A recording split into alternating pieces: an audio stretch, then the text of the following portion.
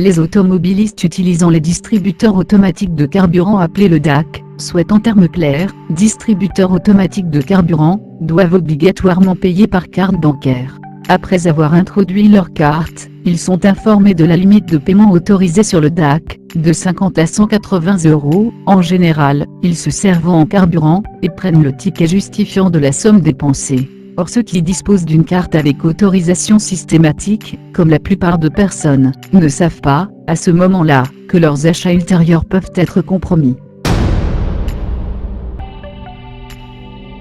Par exemple, supposons qu'un client doté d'une carte avec autorisation systématique, comme la plupart de cartes, et disposant de 150 € sur son compte en banque prenne 30 € d'essence dans un DAC dont le plafond est de 100 € de carburant.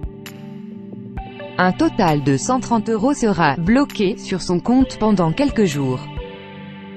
S'il souhaite faire des achats de plus de 20 € le lendemain, le paiement lui en sera refusé. Cette technique, théoriquement appliquée pour lutter soi-disant contre la fraude, a été dénoncée par UFC. Que choisir?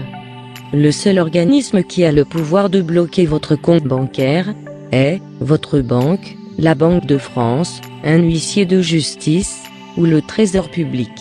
Avant de vous servir en carburant, une information obligatoire devrait être posée sur tous les DAC, comportant un avertissement que vous allez avoir une certaine somme bloquée sur votre compte bancaire pendant quelques jours.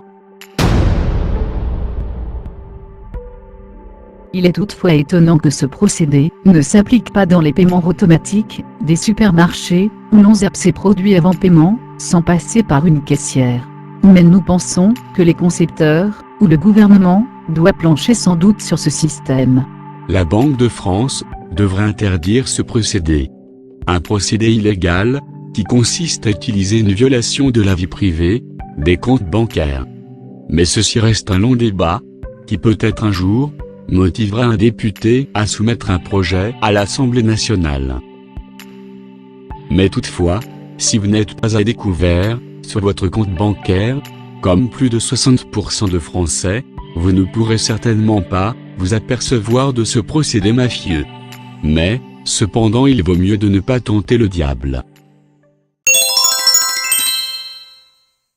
Votre carte de visite professionnelle sur une de nos vidéos, pourquoi pas?